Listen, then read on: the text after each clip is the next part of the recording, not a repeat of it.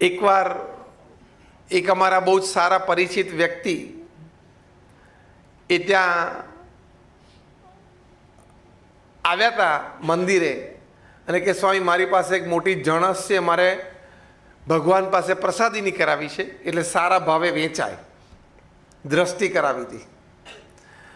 તો આટલું નાનું આઈટમ કાઢી, આટલો નાનો હીરો હતો, આમ 1.5 વીઘા જેટલો.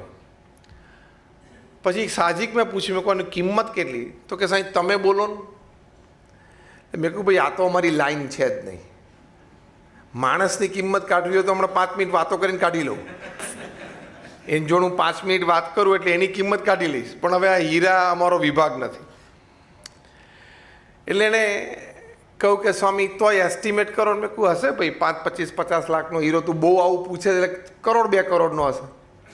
મને કે સ્વામી આ 22 કરોડનો હીરો છે. આટલો નાનો હતો, આમ 1.5 વીઘા જેટલો.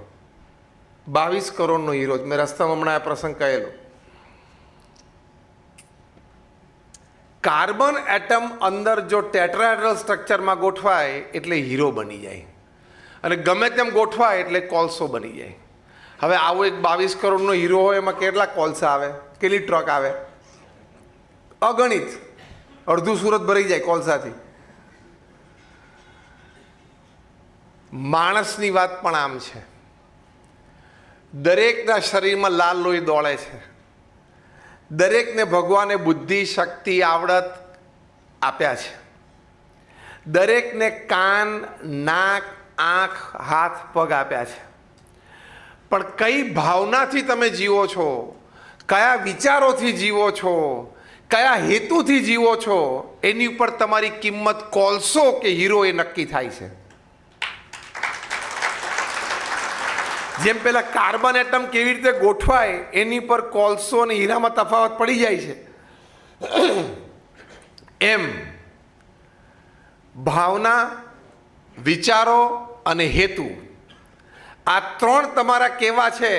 દરેક નાનામાં નાની ક્રિયા પાછળના કે તમારા મોટા પ્રોજેક્ટ પાછળ, એની પર તમારી કિંમત નક્કી થઈ જાય છે. જો ડાયમંડ બન્યા તો ડાયમંડ માટે તમારું સૌથી પ્રસિદ્ધ સૂત્ર છે, દે બેયર્સે આપ્યું છે, ડાયમંડ્સ આર ફોર એવર. કીધું છે ને, આર ફોર એવર એટલે કાયમ માટે છે. એમ તમારી કિંમત કાયમ માટે થાય. પણ એ ડાયમંડ જેવા થવું પડે. ડાયમંડનો ધંધો કરતાં કરતાં કોલસા જેવા ના થવાય. ખબર પડી ગઈ એક વાક્યમાં? કોકનું 2-4 જણાનું લઈને પછી આમ હાથ ઊંચા નહીં કરી દેવાના, તો એ કોલસા જેવા થયા કહેવાય. તો ડાયમંડનો ધંધો કરતાં કરતાં કોલસા જેવો થઈ ગયો. એને ચોખ્ખી દેશી ભાષામાં શું કહે છે? ઉઠી ગયો. એ જ્યારે ઉઠે ને ત્યારે બહુ જાગતો હોય. ખબર પડી? બહુ જાગે ને પછી ઉઠે.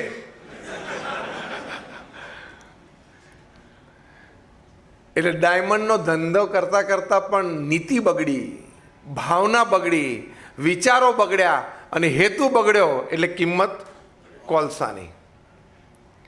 અને તમે સામાન્ય દલાલી કરતા હશો, ઘણા અહીંયા બેઠા હશે, એમાંથી ઘણા સામાન્ય દલાલી કરતા હશે.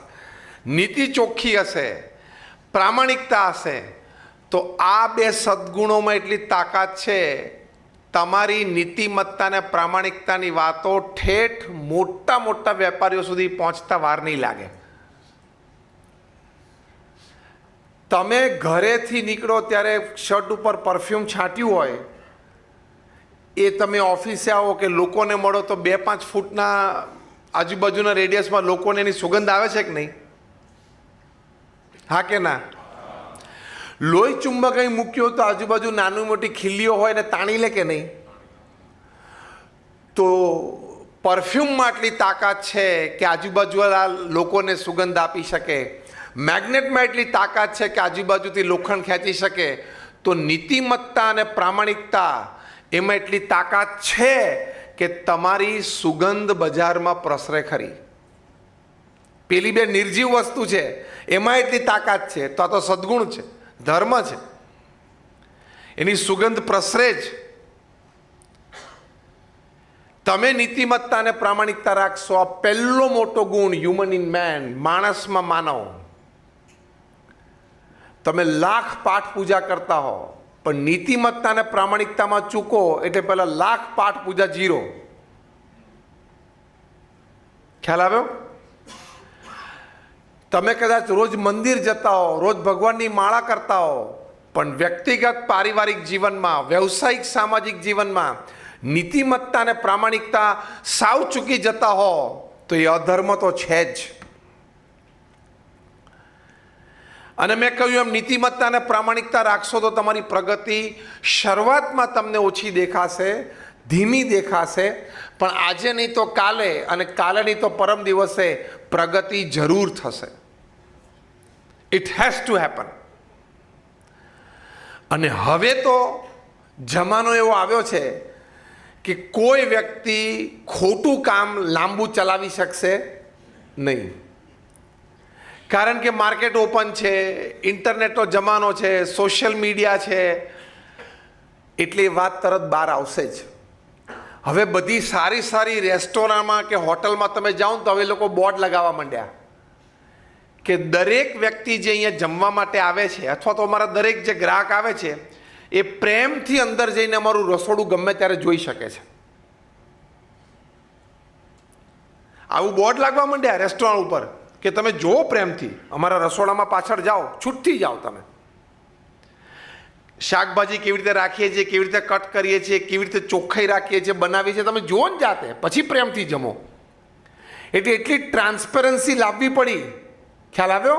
આ કોમ્પિટિશનના ધંધામાં એટલી ઓપનનેસ લાવવી પડી. એટલે બહુ જ સાચી અને સ્પષ્ટ વાત છે. એટલે નીતિમત્તા અને પ્રામાણિકતા. દુનિયાના સૌથી ધનાઢ્ય વ્યક્તિ છે બિલ ગેટ્સ, માઇક્રોસોફ્ટ કંપનીના ચેરમેન, અત્યારે ચેરમેન એમેરિટસ છે. હમણાં જ 10 દિવસ પહેલા ફોર્બ્સ મેગેઝિને જાહેરાત કર્યું કે ફરી વખત બિલ ગેટ્સ દુનિયાના નંબર 1 ધનાઢ્ય બન્યા. હમણાં અઠવાડિયા 10 દિવસ પહેલા જ ફોર્બ્સનો રિપોર્ટ આવ્યો. એક અંદાજ પ્રમાણે 80 થી 90 અબજ ડોલરના એ માલિક છે. 1 અબજ ડોલર એટલે અત્યારે આપણે રાઉન્ડ ફિગર ગણો, 70નો ભાવ લઈએ, 71, 72, 73, 75નો નહીં પણ 70, તો 7,000 કરોડ રૂપિયા થયા. 7,000 કરોડ રૂપીઝ. 1 અબજ ડોલર એટલે એવા 70 ગણો એટલે 5 લાખ કરોડ. 5 લાખ કરોડ. મીંડા તમારા મોબાઈલમાં સમાશે નહીં 5 પછીના, કારણ કે 12 થાય ડિજિટ. એ માણસે એમનું જીવન ચરિત્ર લખ્યું છે. એ પુસ્તકનું નામ છે business at the speed of thought. તમારે વેપાર ધંધો તમારી વિચારની ગતિએ કરવો છે કે મને વિચાર આવ્યો કે આ કરવું છે અને હું કરી શકું અને એ થાય અને એમાંથી મને લાભ મળે. Business at the speed of thought. આમાં બિલ ગેટ્સ લખે છે કે મારા જીવનનું રહસ્ય, મારી સફળતાનું કારણ 3 મુદ્દા છે. પહેલો મુદ્દો ડિટર્મિનેશન, એટલે નક્કી કર્યું કે કરવું છે. પહેલો મુદ્દો શું? નક્કી કર્યું કે કરવું છે. પછી એમાં દરવાજો બંધ હોય તો ખોલી નાખવાનો અને દરવાજો ન હોય તો દિવાલ પાડી દેવાની, પણ નીકળવું છે એટલે નીકળવું જ છે. That determination. એટલું સ્ટ્રોંગ માઇન્ડેડ નક્કી થવું જોઈએ કે આ કરવું છે એટલે કરવું છે. હા, કરતા પહેલા 100 વાર વિચાર કરવાનો. પ્રમુખ સ્વામી મહારાજના ગુરુ શાસ્ત્રીજી મહારાજનો સિદ્ધાંત હતો, જેણે સંસ્થા સ્થાપી. હું જે સંસ્થામાંથી આવું છું એ દુનિયાની પ્રથમ 10માંની એક સંસ્થા છે સમાજ સેવામાં. યુનાઇટેડ નેશન્સમાં યુનોમાં અમારી સંસ્થાને પરમેનન્ટ સીટ છે. તમે બધાએ અક્ષરધામ જોયું હશે.